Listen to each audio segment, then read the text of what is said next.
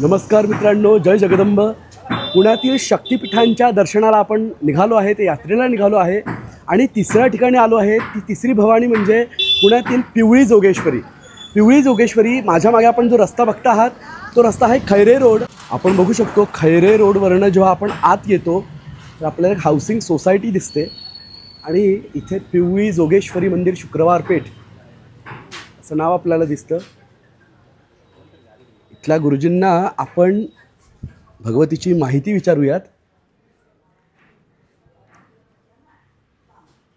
अगदी हाऊसिंग सोसायटीमध्ये असलेलं हे मंदिर नवरात्रामुळे इथे सध्या रंगकामाचं काम चाललं आहे। देवीचे वाहन सिंहराज इथे आहेत आणि हे देवीचं अतिशय सुंदर रूप, या रूपाची साम्यता आपण भगवती बगलामुखी मातेशी करू शकतो, इतकं हे सुंदर असं आहे। पुण्यातल्या जागृत भगवतीच्या मंदिरांपैकी एक असं हे मंदिर आहे, एक हे भगवतीचं स्थान आहे। जरी हे आज अपरिचित असलं तरी या मंदिराला इतिहास आणि मंदिराचं महात्म्य अतिशय मोठं, अतिशय थोर असं आहे। भगवतीला पिवळी जोगेश्वरी असं नाव आहे। याच्या मागे खरोखर एक महत्त्वाचा भाग आहे, तो भाग आपल्याला मी न सांगता इथल्या गुरुजींना आपण विचारूयात।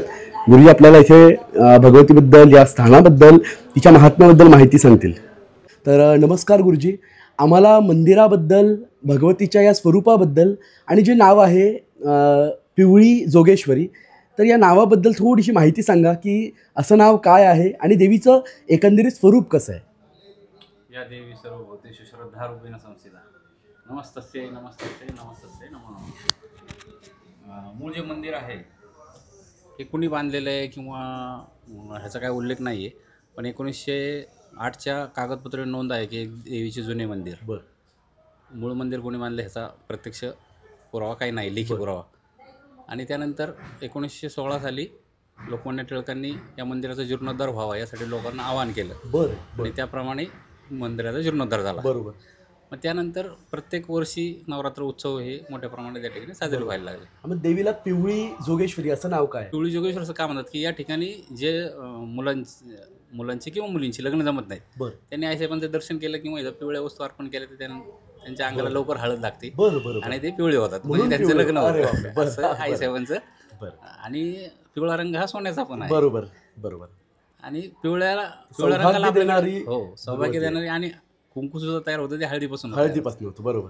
त्यामुळे मांगल्याचं प्रतीक म्हणजे हळद आहे। आणि मूळ मूर्ती जी आहे ती साधारण अष्टभुजा स्वरूपाची आहे। बरं, महिषासुरमर्दिनी अशा स्वरूपात मूर्ती आहे। बरोबर।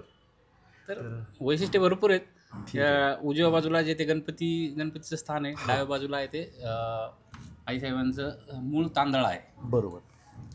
मधली जी दर्शनी मूर्ती आहे। बरोबर, म्हणजे हा जो बाजूला आपल्याला दिसतो तो तांदळा हा मुख्य तांदळ आहे। मुख्य तांदळ ह्या बाजूला, इकडच्या बाजूला गणपती देवीच्या उजव्या बाजूला। बरोबर। आणि देवीची मूर्ती जी आहे ती संगमरवरी मूर्ती आहे। हा, संगमरवरी मूर्ती थोडी पिवळ्या स्वरूपाची छटा असल्यामुळे पिवळी जोगेश्वरी असं नाव आपल्याला पडलं असेल। पण आता मुख्य सांगता येत नाही की ठीक हे नाव कधी बसून, आता जसं तांबड्या जोगेश्वरीचं नाव तांबडीच का पडलं हे आपण सांगू शकतो। बरोबर। आता सेंदूरचं काय देवीला सेंदूर लावतो सगळं, इथे विशेष पिवळ्या अलंकार, पिवळे वस्त्र, पिवळे फुलं वाहनाचं इथे महात्म्य आहे, जास्त महत्त्व आहे। आणि त्यांची लग्नाचं मुख्य म्हणजे ज्यांचे लग्न जमत नाही त्यांचं लवकर कार्य घडून जातं, आईसाहेब त्यांना त्यांच्यावर लवकर कृपा करतात आणि त्यांचे कामं होऊन जातात। असं एक वैशिष्ट्य आहे इथलं। खूप खूप धन्यवाद गुरुजी। नक्कीच नक्कीच। तर मित्रांनो, आपण माझ्या मागे बघू शकता भगवती पिवळी जोगेश्वरी यांचा विग्रह आहे। मी त्या मंदिरामध्ये उभा आहे। तर बघा, या देवीचं वैशिष्ट्य गुरुजींनी सांगितलं की ज्यांचं लग्न जुळत नाही तर त्यांच्या अंगाला हळद लागावी म्हणून भगवतीला पिवळे फुलं, पिवळे वस्त्र असे अर्पण करण्याची प्रथा इथे आहे। तर आपणही नक्की इथे या नवरात्रामध्ये भगवतीच्या या अतिशय जागृत अशा मंदिरात तुम्ही या, इथे नतमस्तक व्हा। तर इथेच थांबतो, आपण वळूयात आपल्या पुढच्या भगवतीच्या दर्शनाकडे। तर भगवती पिवळ्या जोगेश्वरी जगदंबेच्या चरणी कोटी कोटी नमन करतो। जय जगदंब, जय भवानी। नमस्कार नमस्कार। व्हिडिओ कसा वाटला हे मला कमेंट बॉक्समध्ये नक्की कळवा आणि आपले चॅनल टेल्स ऑफ सेंट हे लाईक, सबस्क्राईब आणि शेअर करायला विसरू नका।